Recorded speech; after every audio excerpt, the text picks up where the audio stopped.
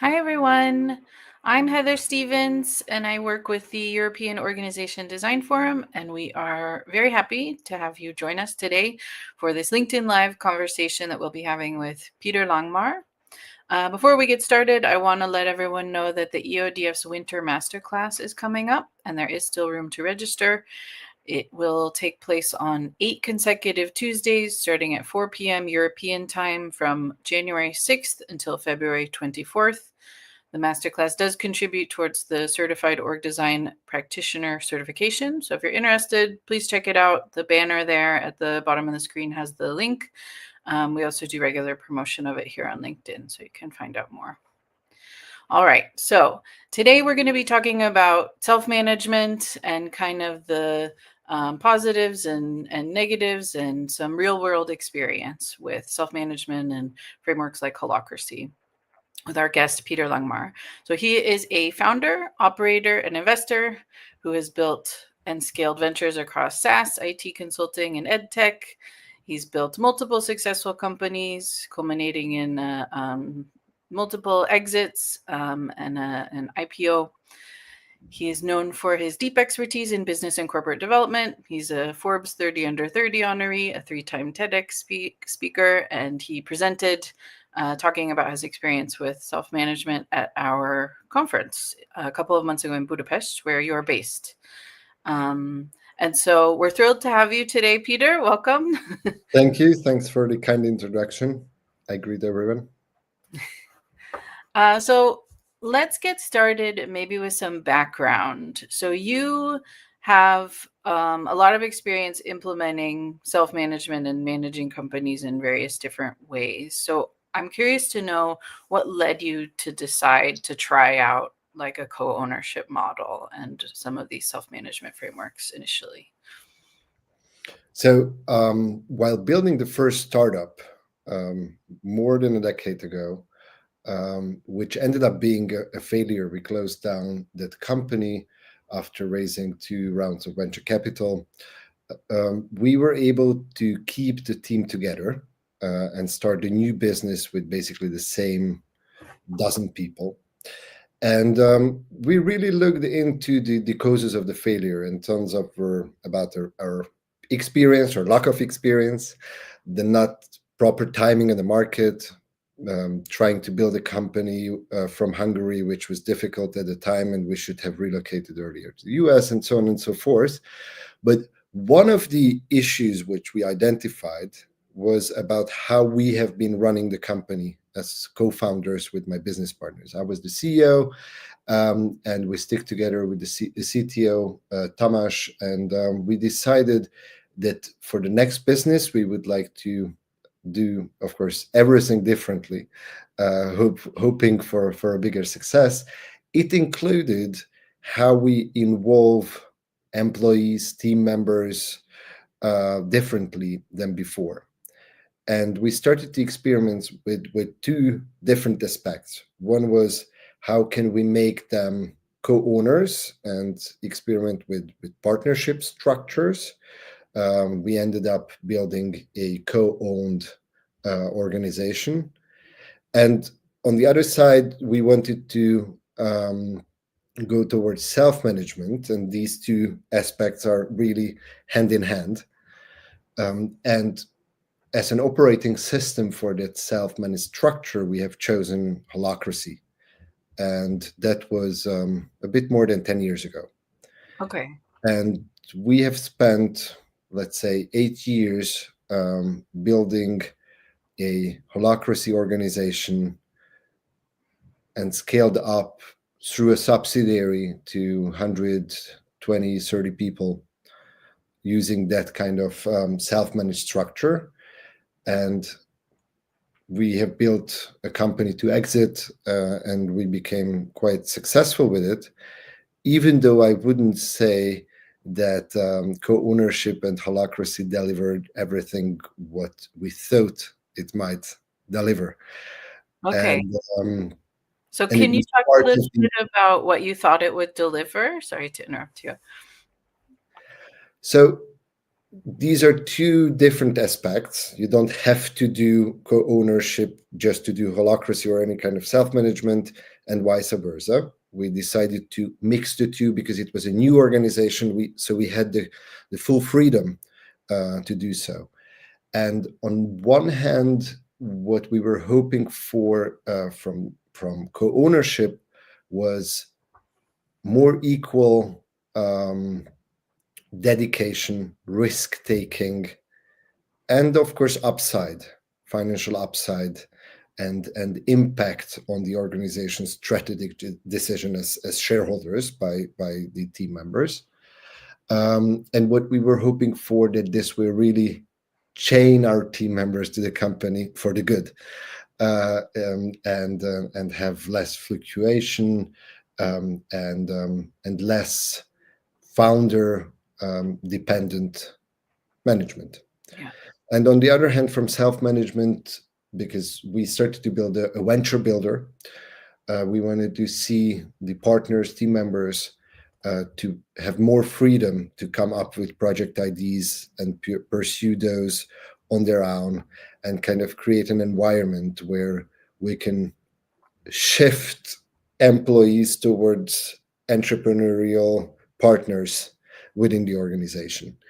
And we have chosen Holacracy to have base processes, to have a structure we can follow. And as we come from IT companies, that kind of rigid structure was a good fit in many ways Yeah. at the beginning, because some of our really well driven by these strict rules and procedures, meeting structures, but we had to learn over the years that this is not a fit for everyone, and the structure itself became a challenge, even though the values behind are something what I would still advocate for.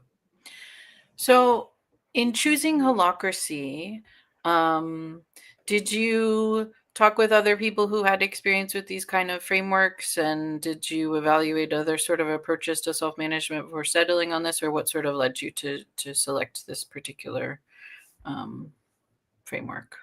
Yeah, we did our homework.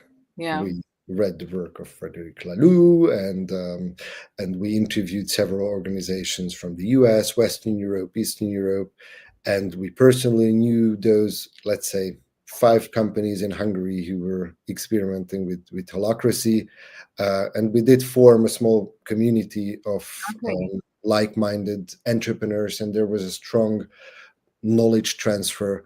But it was really a small community back then, still quite is, but no one really had strong and long-lasting experience Right. with these structures in Hungary. And many aspects, especially when it comes to co-ownership, relies on the local legislative framework. So you Right. cannot directly implement something from the US or France, Yeah. because they might have different structures. So, for example, in France, cooperatives are quite well known, whereas in Hungary, after these structures have been used in the socialist era, they have Mm. a really bad reputation, and it's a no-no. So Okay. there are, of course, lots of local challenges you need to answer, and you need to adapt all these to the local mindset and legal framework. Yeah. Okay. So what kind of challenges did you encounter? Can you give us some examples of some ways that this sort of fell short of what you were hoping for? The strongest is that we believe that just because the purpose of the organization is about making every team member a partner and making them entrepreneurs Mhm. within a venture builder, and just because we have that kind of structure both in ownership and management, this will bring us all the solutions we need. And we were wrong. Just such a structure won't make people entrepreneurial. This won't make them well, understand the structure itself and won't change their mindset. That's a longer process. And the learning curve of both is really steep.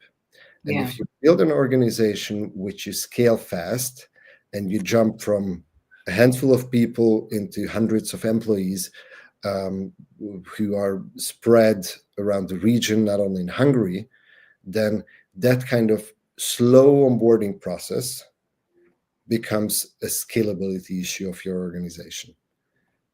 Right. Imagine that if I say that being fully on board with Holacracy, let's say, takes a year, Mm-hmm. but always more than 50% of your team members have spent less than a year at the company, then you understand that just because you have the right structure, it doesn't mean that the company and the team actually can work along that. Right. Having worked in some scale ups myself, I know that it can be very chaotic. And then pairing that with, I guess, what is sort of an unconventional approach to management um, adds additional work onto it. And so I've read a good amount about self management and have some familiarity with companies that do self management. I have never worked in a fully self managed company, but I do know that it requires some extra skills on the part of the employees to be able to engage in things like role design and how they grapple with sort of process development and things like that. Do you feel like that was that factored into it? Did you was this kind of a thing that you were conscious of also when hiring people, or how did you kind of approach those sort of things? So we did heavily invest into the team. We had really early an internal organizational developer. We have given quite large budgets compared to our size to the team members to spend on self-development. Mm, We had mandatory non-violent communication trainings, for instance. So we were trying to put there the bits and pieces, but looking back, we had too much trust in using these systems of okay. ownership and holacracy that the fact that we use these will make the change. Right. And looking back, we should have been much more thorough when selecting people to that kind of organization, because we focus more on their professional skills, Hmm. personal skills to fit culturally in the team. Yeah. But that's a third aspect, whether they want to, really inhale that kind of organizational structure, whether they want to get the upside of being a co-owner and take the additional risk with it. Right. In the community, you said you had a community of a few other companies in Hungary that were trying these things out. Were there similar patterns in the kind of challenges that you all were seeing across those companies? Did you notice sort of similar challenges in the companies you dealt with and talked to in other regions as well, or was it different? Yeah, the challenges were quite similar. So the onboarding to holacracy, how Yeah. long it takes, how complex it is, how different it is from any previous work or study experience of the team members, or how difficult it is to onboard someone whose first job is at a self-management organization. Um, those people tended to really love the freedom part of it, but don't really get the responsibility what comes with it, because they haven't had that kind of basis of comparison that, hey, I've got something more, let's say, Right. freedom to act, um, but this comes with a price. Yeah. So yeah, there were patterns. Yeah. Of course, every company is different, and we were special, I think, compared to many, because we were not trying to shift an organization Right. towards self-management, but we were trying to build something from scratch, which has its additional difficulties Hmm. because the company itself is quite in a risky stage of life. trying to find its market and scale fast. On the other hand, we had not we haven't had the challenge of rebuilding processes which were wrong from the past. So it has its pros and cons. Or the kind of legacy hierarchy that a lot of Exactly. companies see. So I'm curious to know if there were specific cultural dynamics that you think might have played into this. So I've worked with agile teams for quite a while and helping them kind of grapple with being self-organizing and self-managing, depending on the context of the company. And I've noticed that it tends to, the pattern I've noticed is that is more challenging the more homogenous the team is. And that if it's a team that is very diverse from a lot of different nationalities, that you are sort of starting from zero, there is already an overhead of communication, and so you have to build a culture from scratch. You don't have any choice because there's no dominant culture.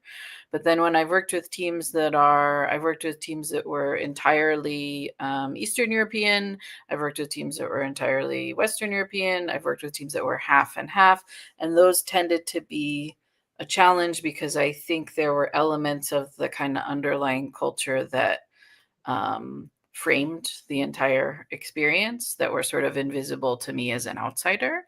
And so I know you were doing this in Hungary, so I'm just curious to know if you feel like there was an element of Hungarian culture that came into play there. So we had foreign team members pretty early on. Yeah.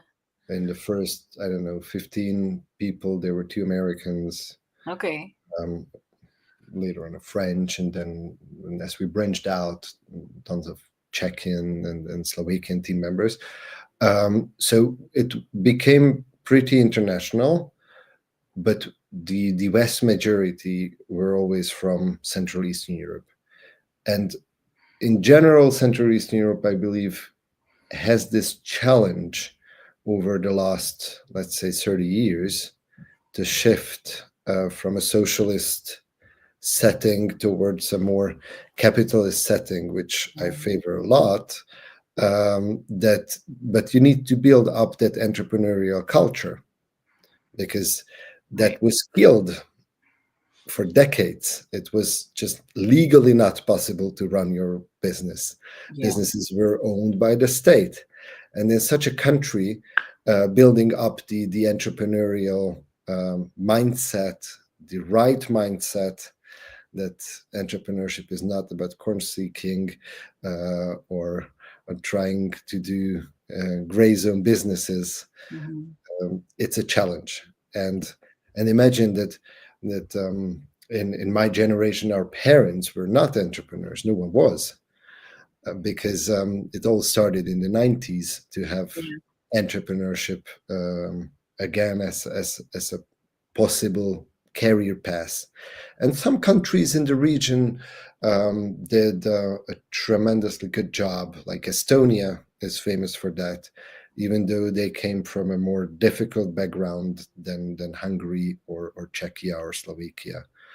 Um, but definitely that kind of culture was an additional challenge, I assume, compared to trying to run a business like ours from the Netherlands or the UK or France or whatever.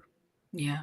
Yeah. As an American, there is definitely an element where we are sort of raised and bred in our bones to be entrepreneurial, that it sort of pervades the discourse and the education at every level from quite a young age because it's deep in the origin story of the country. And so it's something that you don't um, necessarily think twice about, but are also like less conscious of how it influences the specific behaviors that you see in companies.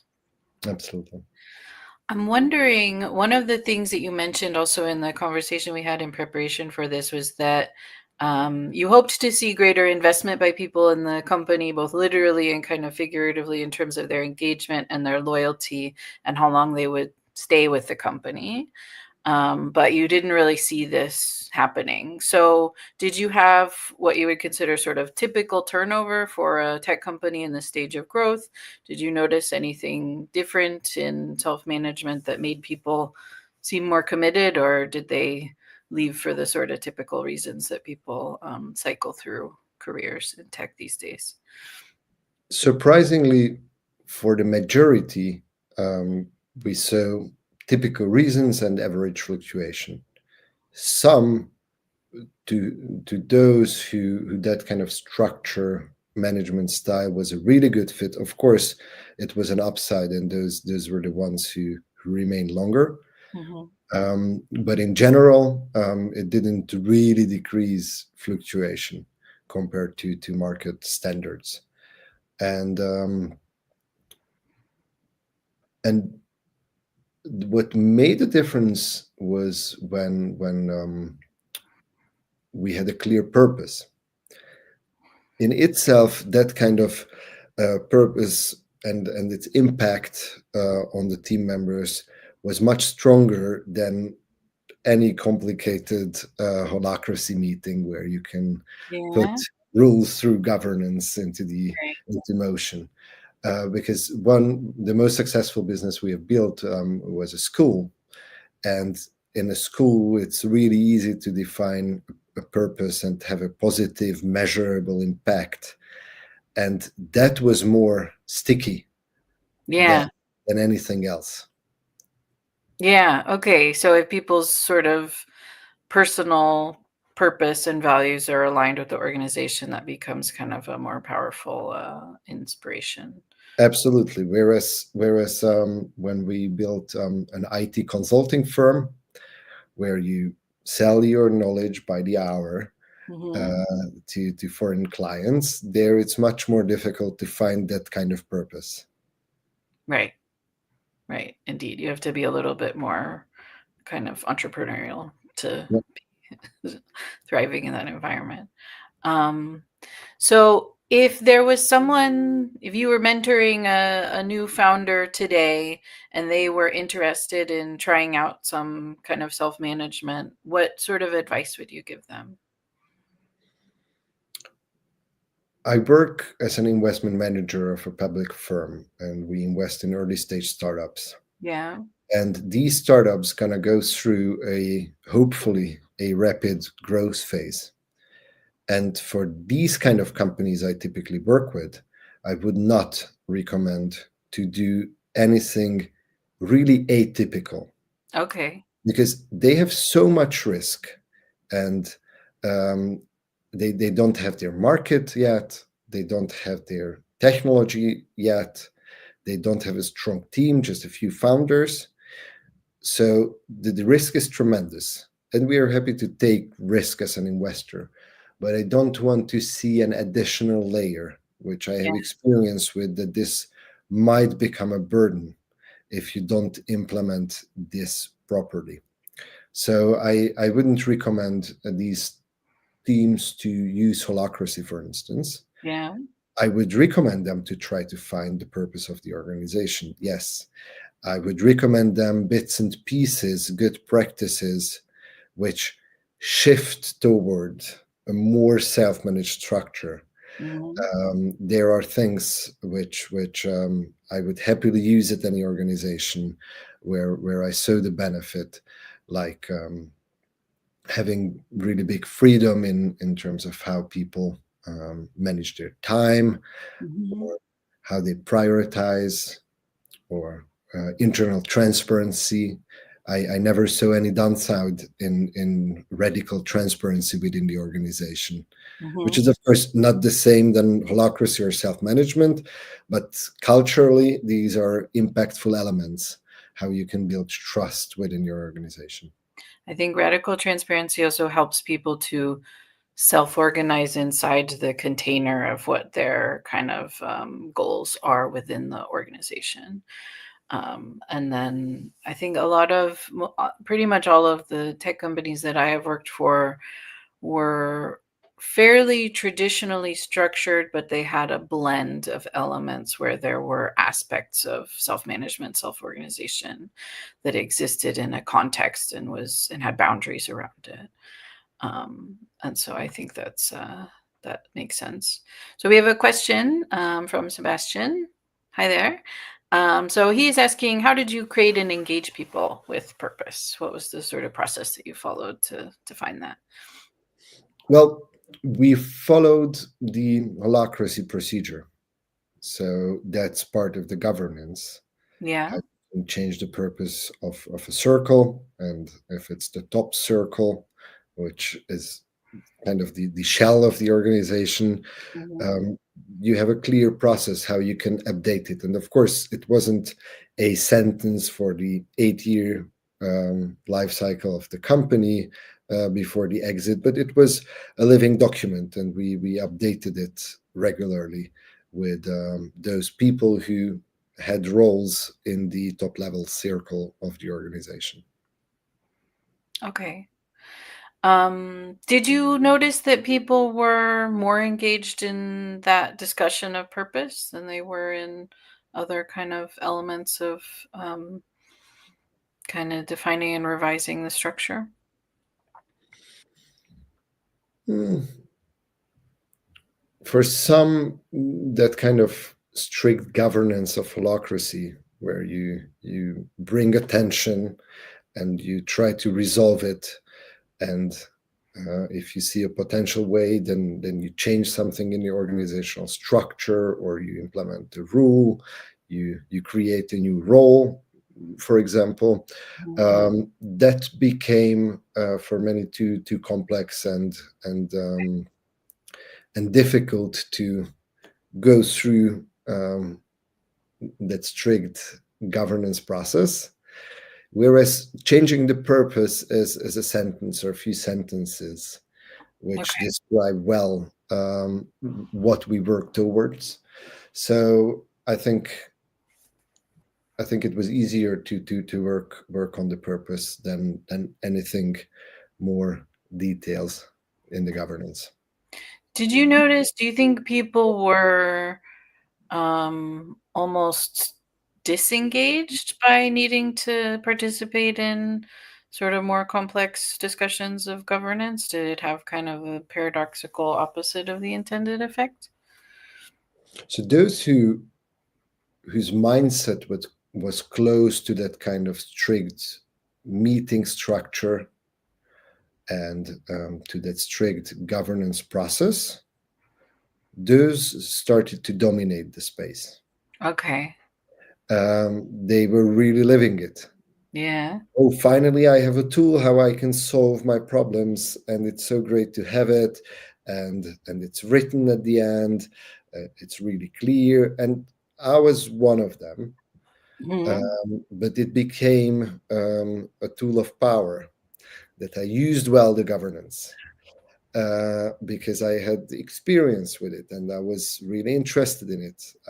I spent education time of mine to enhance my skills. And for some, it was like, oh no way, I just don't care. Just someone help me to figure this out. And they were disengaged Yeah. at these meetings, and they used back channels to kind of try to resolve their tensions Right. or to trigger a decision and so on and so forth. So Right. it was really dependent on the person's background, knowledge, mindset, which is not good or bad, but showcases really well that this is not for everyone Yeah. and not for every kind of organization. Yeah, I think that there is a lot of, I mean, if you read Frederick Laloux's book, they are beautiful stories about those organizations where the people are really purpose driven and have kind of developed an emergent structure that is fluid and are very invested in taking seriously the quality of the work that they are delivering. Um, but it seems like for that sort of thing to succeed, it needs to have a lot of specific environmental factors that are in place. The timing needs to be right. The sort of the initial group of people that it emerges from need to be bought into every part of it, and that just working in sort of agile spaces. I know there's a conception sometimes that it's the fluid structures are sort of a free for all, but my experience is that it actually requires quite a lot more discipline and a lot more finely defined expectations to be able to be successful. Absolutely. So it's not easier by any means. Um, would you ever use a self-management structure again if it was in kind of a different context, a more mature company or anything like that? The team I manage today, I hope that even though I have never ever said them the word Yeah. self-management, and it was a cautious decision, Mm-hmm. I really hope that if you would ask them, you would recognize bits and pieces of me trying to create an environment where they can be more self-managed than a week before, and that's a process. Yeah. So, of course, as a manager, I have various experiences in trying to manage teams, good and bad, and um, and I try to keep the well-working practices from self-management, regardless of the whole organizational structure. And as we are a publicly traded company, of course, the top level management is super regulated by the law and the stock exchange. So um, it would be impossible to say just as a public company's management that, oh, we just passed everything into the Holacracy constitution and we don't care about the regulatory framework. This is not how it works in such a special setting. So of course, we need to be really tidy in that setting. It's not a small private company. It's a Right. different structure. So, other than radical transparency, what are the other kind of management approaches that you use to try to improve the capacity of your teams to self manage? I try to steal the idea of roles and super clear responsibilities, accountabilities, domains of roles, Yeah. which are clear in Holacracy. Mm-hmm. Um, I try to use that uh, to clarify the expectations within the team, even though we don't create role descriptions as you would do in Holacracy, but it really inspired me, and I tried to involve them in editing it instead of having a job description attached to your contract on day one. And then Yeah. after a couple of years, of course, you do something completely different, and no one ever cares about your original job description until you quit or get fired, where everyone starts to point finger on an outdated document uh, because that's not a living document, Yeah. and that causes lots of problems. Um, or the other aspect is that how can you find time to work on the way you work together? Yeah. Management at start, we try to dedicate separate time slots when we only focus on the way of working together. Mm-hmm.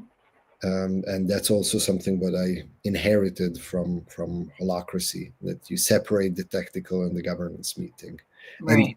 I've never told anyone that this is a governance meeting now, uh, but we still kind of try to talk about um, tensions within Yeah. the organization, which we could resolve by implementing different processes or by splitting the work differently. Yeah. We also experiment with a public company style employee equity compensation. Mhm. It's of course really different. So there are bits and pieces which I keep from the past. Yeah. I have also found it useful to not necessarily use the terminology of these things because indeed it can make people a little bit nervous, but to just focus on specific problems and talk about those and engage people in a process of, well, what can we do differently? And then you're kind of walking the walk, and then it doesn't really matter what it's called, but it's just becoming more effective over time. Um, okay. So if there are any questions from those in the chat, please let us know. I think, was there anything that we didn't cover, Peter, that was mentioned in the presentation that you gave at the EODF conference, or in some other areas of your experience on this topic? Honestly, there were tons of lessons learned, Yeah. which I mentioned at the conference, and I'm happy to bring a few examples. Yeah, I think that would be really helpful. Might be relevant and makes this high level conversation much more tangible. Yeah. Of course, these are not general truths, but my experience and even my former business partner might explain it differently, even though I double checked my presentation with him. So Sure. we were more or less on board. So, and of course, here I will talk about a mixed experience with co-ownership and holacracy. Okay, so it's important that I'm referring to both being used at the same time, whereas at some organization we only used holacracy, but we haven't used co-ownership, just an employee stock Right. option. So I had to face the reality that most of the team members won't shift towards entrepreneurship or entrepreneurship, but they want to remain employees, and that's their self-definition. And just because I put them in a context which expects them, this is not enough. So you need to select people for that kind of organization, which will narrow down the number of people you can choose from. And if you're scaling fast and you are looking for IT people in a period where no one can find IT professionals, then this is a trade-off. And you might choose scaling faster because that's a more important element, for example, of your business. Right. So the second is that we were hoping through co-ownership for long-term sustainability, and that people would understand that you don't become a shareholder in a new business if you won't believe that you could stick around for 10 years. It's not an overnight success story to build a business. And of course, things can go south personally and work-wise. People change, people leave organizations. That's okay. But if you don't believe at the start that you could be there in 10 years, then you shouldn't even start a business as a shareholder. Because that's the time scale you can think of building a company. The next one is that we focus too much on interesting ways to run a business instead of on the business. So we became an experiment house for ownership and management structures and nonviolent communication and so on and so forth. And the balance was not right. Of course, in my first business, we didn't care about these at all. The balance there was also broken, but you need to find it throughout your managerial career, how you can help the organization grow and develop while the business remains strong. Because if the business case is not there anymore, you can have any fancy self-management, you will still go bankrupt. And you cannot only focus on training people how to properly show up as an adult and bring their tensions and communicate their feelings. So that's not enough to have billable hours. Yeah. It's important, but not enough.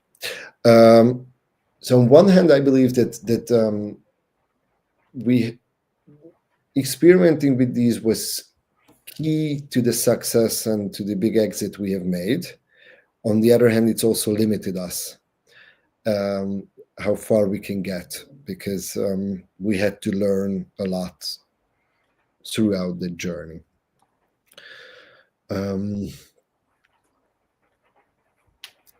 Transparency became, in certain cases, really scary for some team members. Yeah. So I oversee roughly 100 portfolio companies where I work now. And I can tell you that startups regularly face cash flow issues. That's part of the funding cycle, part of trying to find their market, and so on and so forth. And Mhm. when every team member has access to the daily, weekly, monthly cash flow, and they are aware that we are just 2 weeks ahead of not being able to pay certain invoices, employees, and you explain that to the team, it might be really scary. I am used to that kind of risk management because I have been an entrepreneur, but you have to really put there the education part. What does this mean? How can we hedge it? What's going to happen if we cannot fix it? What are the efforts we take to fix it? So it's not enough to only make things transparent. Or it's the same than when you make these people shareholders, then you want them to sign a shareholder agreement. And if you're not used to 50-page shareholder agreements, then this might be super scary. I Mhm. remember getting my first investment from Estonia a long time ago, and we got our first shareholder agreement draft, and we were like, this is really scary. We don't want to sign anything like this. Is this normal? And then we had to learn it. Yeah, it was quite a fair contract and it was normal, but we were uneducated. So imagine doing that kind of work with significant number of your team members Mhm. who are not there to run a business, who are there to run marketing campaigns, and they don't care about that kind of legal or financial part of the business that much. They just want a direct link, a direct motivation to be part of the organization. Right. But the only way to do that is to step into that legal structure. So transparency is really expensive. Uh, both ways. One way is that you don't put there the education, and then transparency makes more harm. Yeah. You need to invest a lot to explain what that cash flow or contract means. But you still think it's worthwhile. Yes, in many ways. Um, but like now I have an easier case. We are an investment firm, so most of my colleagues read cash flows on a daily level. Yeah, of So course. explaining them a cash flow of our own company is a totally different job than explaining cash flows to actually brilliant software engineers, but they have Mhm. never ever seen a cash flow before. So it really depends on the setting. Yeah. Even the concept of equity. Why am I a shareholder? What are the upsides? What are the downsides? When can I get my money? Why can I or can't I sell? Or do I have to sell my equity? At which price point? These are super complex questions. And if you haven't even ever owned a public company stock as your private saving, then owning private stock with all that complex regulation is really difficult. Yeah. What I really enjoyed, that self-management really helped me to kill micromanagement and bureaucracy in many ways. So if you make people trust that they can make decisions, then you can really focus on the more important stuff. And just to bring you some live examples, my corporate credit card, which was directly linked to the main bank account of the company, was scanned and put on the Google Drive, and everyone was able to access it. And there was a clear policy that how can you spend, and no one ever misused it. Mm. And I was able to eliminate being asked about small payments, which I don't have the knowledge to actually judge, and Right. it's just a security filter. But if you can build that kind of trust, that okay, I believe everyone can make a decision yearly that they spend 500 euros for the purpose of the organization, and instead of checking all those, I just trust them with the freedom. And maybe I would consider not good investment, but it doesn't mean that it's worth to run that process every time to filter out one Yeah. payment which is less useful. And it was not a misuse, okay? It was Right. maybe a less useful one. It's not worth the hassle. You pay more for your time or your colleagues' time, trying to figure out why they want to buy another pen or whatever. Yeah, we end up spending quite a lot more on, I think, policing in those situations than ends up being the cost of any kind of minor abuse. And I think this is another theme from the self-management literature as well, that many companies are kind of run like prisons, where everything needs to be checked and double checked, and you invest quite a lot in that infrastructure, but providing that trust. Because for the most part, most people are not criminals. Most people are not going to try to steal from you, I think is usually a safe assumption. Yeah, that's quite a safe assumption. On one hand, I can absolutely relate to that policing Yeah. phrase you mentioned. Holacracy is really clear about that. You should not have rules which are not coming from attention. So as long as no one has attention with something, you shouldn't regulate that area. This Yeah. is how my business card remained on the Google Drive forever, because no one had any issues with that, because no one misused it. Yeah. And of course, if there would have been a misuse, then most probably Yeah. the CFO would have said that this is not okay. We need to change that. And this is how he proposes. And then you have a new compliance rule. On the other hand, I see really big clash between the legal environment and self-management, Okay. because uh, by definition, in a holacracy self-managed organization, people are free to make lots of decisions Hmm. unless the domain is dedicated to someone else and a role in the organization, or there is no policy forbidding it. But on the other hand, me as the legal CEO will bear all the legal risk, in some cases, towards my personal wealth. Mm. And that conflict is really strong.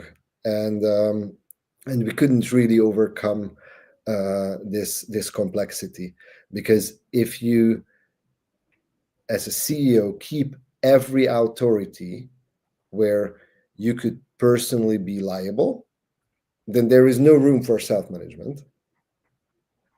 Right. On the other hand, um, it was quite difficult to explain to my wife that now we work in a setting where I bear the risk, but anyone can make decisions. And that balance is really tricky. Yeah. So I would be glad to hear about anyone having experience in this Yeah. area, because especially now as a public company, this is much more significant. Yeah. Yeah. Did you hear from other people and how they navigated that challenge? I've talked with people about this matter, Yeah. but but I haven't No found answer. any best practice which I would advocate for. Yeah. Okay. It sounds like a big tension that is probably unresolvable. Um, are there any? last kind of, as we wrap up, we've only got a few minutes left. Are there any kind of last takeaways you want to share with our audience about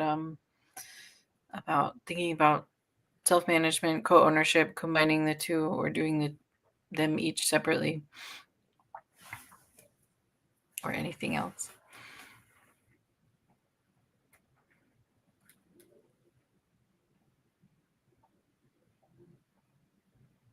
No? All right. Well, thanks everyone for your time. And thank you very much, Peter. I really appreciate having you today. It was great Thank and you. very informative. And we have more LinkedIn Lives. If anyone is interested, you can check out our LinkedIn page. Thank you. I highly appreciate it. Have a good day, everybody. Have a good day.